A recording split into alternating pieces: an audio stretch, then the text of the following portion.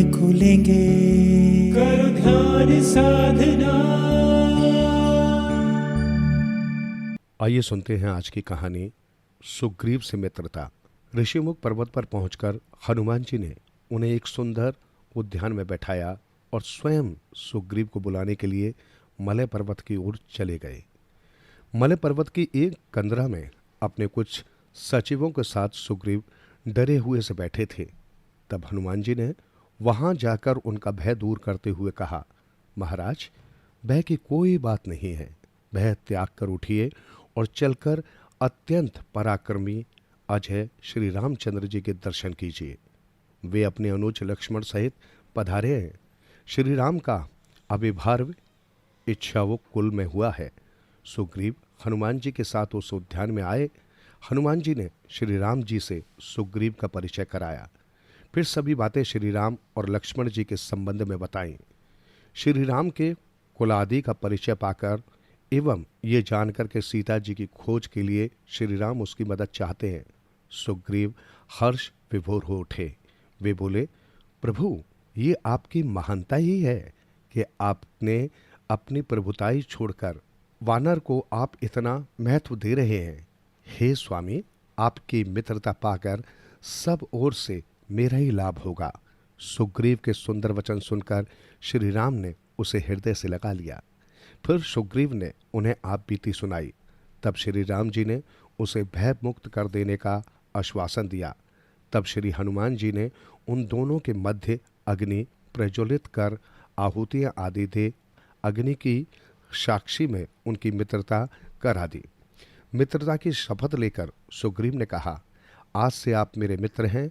आज से आपका दुख मेरा दुख है। प्रभु, मैं सीता जी की खोज में जमीन आसमान एक कर दूंगा।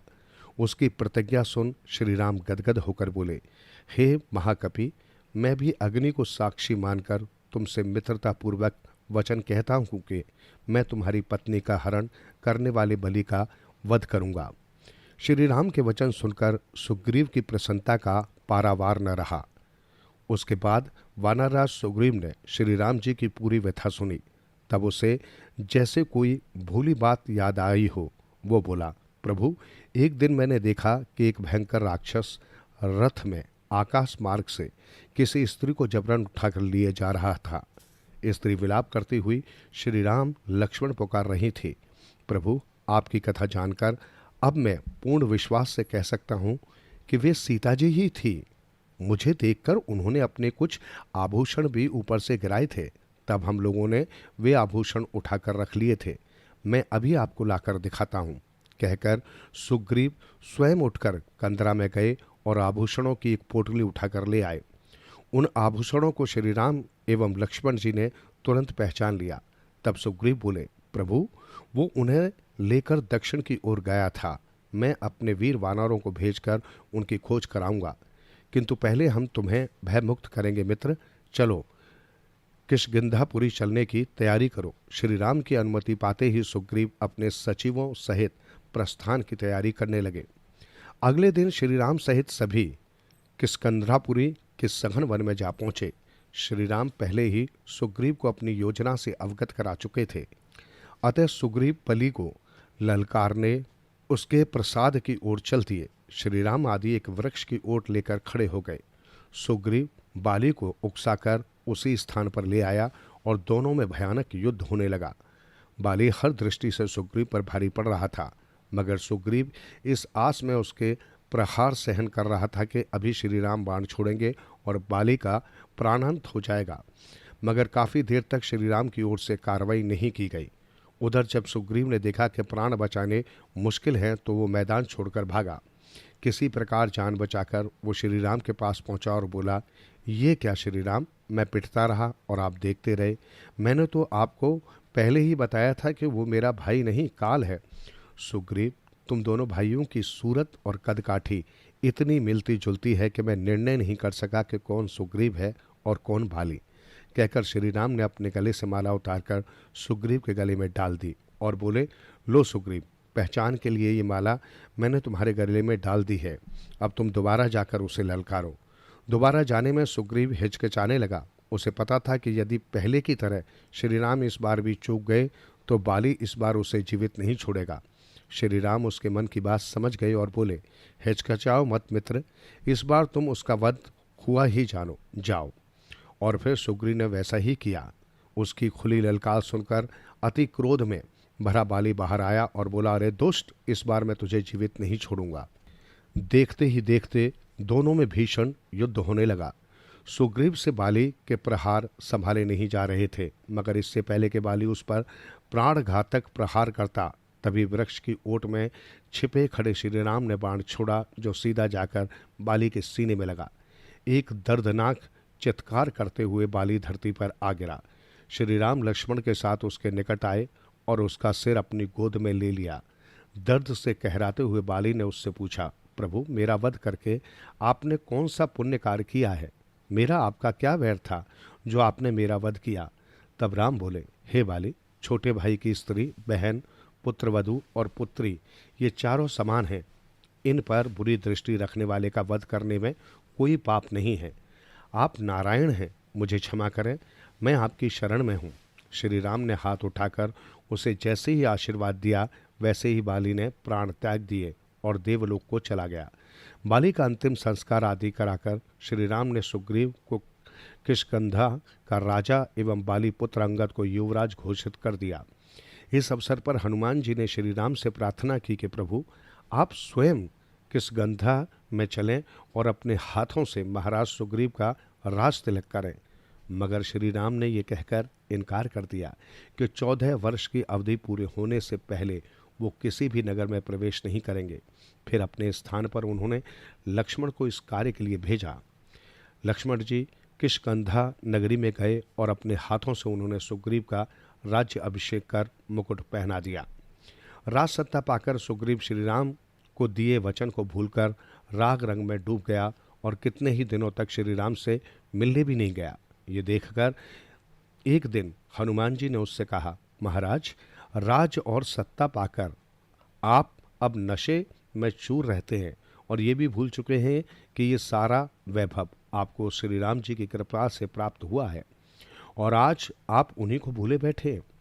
श्री राम जी के कार्य में विलंब का ख्याल आते ही सुग्रीव घबरा गया। वो तेजी से उठा और बोला, हे हनुमान, विषयों ने मेरा ज्ञान खर लिया था। भोग विलास में डूबकर मैं अपना कर्तव्य भूल बैठा था।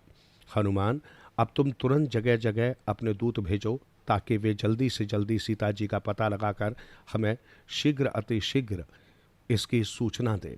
जो आज्ञा कहकर हनुमान चले गए और शीघ्र ही उन्होंने कुछ दूतों को रवाना कर दिया। ये कार्य करने के बाद हनुमान सुग्रीव के पास आए। तब सुग्रीव ने सभी मंत्रियों सहित श्री राम से मिलने आए। श्री राम मुस्कुराए और बोले, मित्र सुग्रीव, तुम मुझे भरत की भांति ही प्रिय हो। अब कोई ऐसा उपाय करो जिससे सीता का जल्दी से जल्दी पता चले। प्रभु, मैंने अपने बहुत से दूतों को पहले ही इस काम पर भेज दिया है। चूंकि मेरा संदेह दक्षिण की तरफ है, इसलिए अपने बाकी योद्धाओं को भी मैं उसी दिशा में भेजता हूँ। ये कहकर सुग्रीव ने जामवंत, हनुमान, नलनील और अंगद जैसे महाबलियों को हजारों वानर सैनिकों सहित दक्षिण की ओर रवाना कर दिया और हिदायत दी कि जल्दी से जल्दी यदि सीता जी का पता न लाए तो कोई भी वानर जीवित न बचेगा। तब श्री रामचंद्र जी ने हनुमान जी को अपनी एक अंगूठी दी और बोले, हनुमान, मेरा ऐसा विश्वास है कि तुम ही सीता को खोजने में सफल होगे। तुम ये अंगूठी रख लो। सीता को जब ये अंगूठी दिखाओगे तो तुम्हें मेरा दूत जानकर वे तुम पर अविश्वास नहीं करेंगे। जो आज्ञा भगवान। हनुमान ने श्री राम से वो अंगूठी ली। फिर वानर वीरों के साथ सीता जी की खोज में चल पड़े। किष्किंधा में कोई युवा वानर नहीं रहा था। सभी वानर टिड्डी दल की भांति पृथ्वी पर जहां तहां फैल गए थे और सीता जी की खोज में चप्पा चप्पा छान रहे थे। सबसे बड़ा वानर दल जामवंत के नेतृत्व में दक्षिण की ओर बढ़ रहा था। नदी नाले फांदते, पर्वतों को लांघते वानर सैनिक दक्षिण की ओर जा रहे थे। रास्ते में पड़ने वाले वन और पहाड़ी कंदराओं में सीता जी को खोजने वानर अत्यधिक कष्ट उठा रहे थे। वे दिन में सीता जी को खोजते और रात में कंदमूल एवं फल खाकर वृक्षों पर ही सो जाते। कितने ही भयानक वन ऐसे थे जहां न जल था न भोजन, मगर वीर वानर साहस से अपने कार्य में जुटे हुए थे। दक्षिण के वनों एवं अन्य स्थानों को छान डालने के बाद भी उन्हें सीता जी का पता न चला। सभी वानर थक हार कर एक स्थान पर बैठ गए। वहीं संपाति नामक एक वृद्ध गिद्ध रहता था। उसने थके मांदे इतने सारे वानरों को देखा तो प्रसन्न होकर सोचने लगा कि प्रभु ने घर बैठे भोजन भेज दिया। उधर हनुमान जी जामवंत व अन्य वानरों को श्री राम जी की व्यथा कथा सुना रहे थे। प्रसंग जटायु का चल रहा था। जटायु संपाति का भाई था। जब संपाति ने सुना कि रावण ने सीता जी का हरण करते समय सीता जी को बचाने का प्रयास कर रहे जटायु का वध कर दिया है तो वो चौंक पड़ा। उसने तुरंत कहा, अरे वानरों वीरों, तुम लोग कौन हो और सीता जी का क्या किस्सा है? मैं जटायु का भाई संपाति हूँ। ये सुनकर जामवंत ने उसे प्रणाम कर कहा, हे गिद्धराज, सीता जी अयोध्या नरेश स्वर्गीय दशरथ के पुत्र श्री राम जी की पत्नी हैं, जिनका रावण नामक एक राक्षस ने हरण कर लिया है। उस दुष्ट ने तुम्हारे भाई जटायु को भी मार डाला।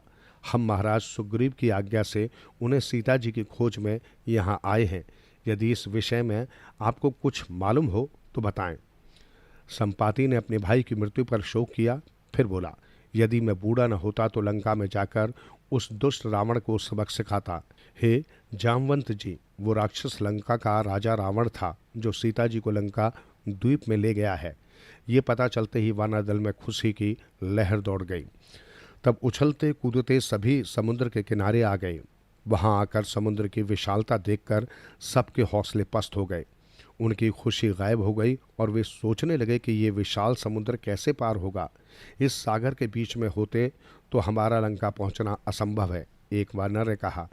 किनारे पर खड़े वानर इसी प्रकार बातें कर रहे थे कि जामवंत उनके निकट पहुंचे और बोले, इस समुद्र को लागने का कोई न कोई उपाय तो करना ही होगा। तब तक नल, नील, अंगद आदि सभी उनके निकट आ गए। अंगद ने कहा, इस विशाल समुद्र को लांघने का साहस किसमें है जामवंत जी? जिसकी छलांग सबसे लंबी होगी वही इसे लांघ सकता है। वानरों में हताशा छा गई। उन्हें लगने लगा कि अब तो मृत्यु निश्चित है। आगे बढ़ते हैं तो समुद्र निगल लेगा और पीछे हटते हैं तो सुग्रीव का कोप भाजन बनना पड़ेगा। अब तो लगता है कि मृत्यु निश्चित है। यदि लंका 300 योजन दूर होती तो मैं छलांग लगाकर वहां पहुंच जाता। नल ने कहा। नील बोला, मैं 400 योजन तक चला जाता। मैं 500 योजन तक लंबी छलांग लगा सकता हूँ, मगर इससे भी हमारा प्रयोजन सिद्ध नहीं होगा। अंगद ने कहा।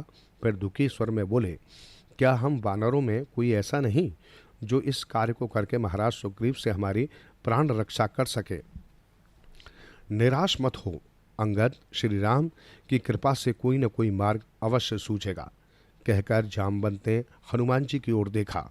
वे गुमसुम से एक पहाड़ी पर बैठे थे। अचानक जामवंत को कुछ याद आया। वे हनुमान के करीब जाकर बोले, हे पवन पुत्र, तुम किस सोच में बैठे हो? इस संकट से हमें बचाने में केवल आप ही सक्षम हैं। आप ही सागर को वायु मार्ग से पार कर सकते हैं। फिर मौन क्यों बैठे हो? क्या तुम्हें अपनी शक्ति का अनुमान नहीं? हनुमान जी ने यह सुनकर भी चुप बैठे रहे। जामवंत पुनः बोले, हनुमान, क्या तुम भूल गए कि बचपन में एक बार तुमने सूर्य को फल समझकर मुंह में रख लिया था, जिससे तीनों लोकों में अंधकार फैल गया था? जो आकाश की ऊंचाई को माप सकता है, उसके लिए समुद्र लांघना कौन सी बड़ी बात है? हे वीर हनुमान, तुम वानर राज सुग्रीव के समान पराक्रमी और तेज बल में श्री राम और लक्ष्मण जी के तुल्य हो। तुम्हारा तेज बल, बुद्धि और धैर्य सबसे बढ़कर है। हे महाबली, फिर तुम समुद्र लांघने को ये छोटा सा कार्य कर रामकाज क्यों नहीं करते? हनुमान जी इस बात पर भी शांत बैठे रहे।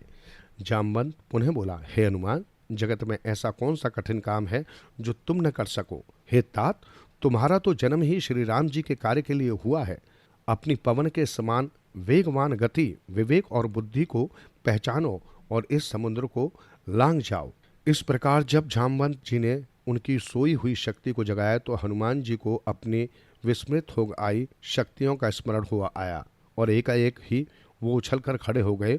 उनका शरीर देखते ही देखते पर्वत आकार का हो गया और मुख एक अद्भुत तेज से चमकने लगा। तब हनुमान जी ने जामवंत जी से अपना मार्गदर्शन करने की प्रार्थना की। जामवंत बोले, हे पवन पुत्र, तुम लंका में जाकर केवल सीता जी का कुशल समाचार ले आओ। उसके बाद तो श्री राम स्वयं अपने बाहुबल से उस दुष्ट रावण को दंडित कर सीता जी को ससम्मान से ले आएंगे। जामवंत जी का निर्देशन पाकर हनुमान महेंद्र पर्वत पर चढ़ गए। फिर जय श्री राम कहकर उन्होंने एक किलकारी मारी और वायु वेग से आकाश में उड़ने लगे। हनुमान जी के छलांग लगाते ही अंगद की आंखों से आंसू आ गए। वे बोले, हे तात, जब तक हनुमान जी कोई अच्छी खबर लेकर लौट ना आए तब तक हमारी जानें सूली पर अटकी रहेंगी। निराश मत हो युवराज। जामवंत ने कहा, मुझे हनुमान जी की शक्ति पर पूरा भरोसा है और वे सीता जी की खबर लेकर ही लौटेंगे।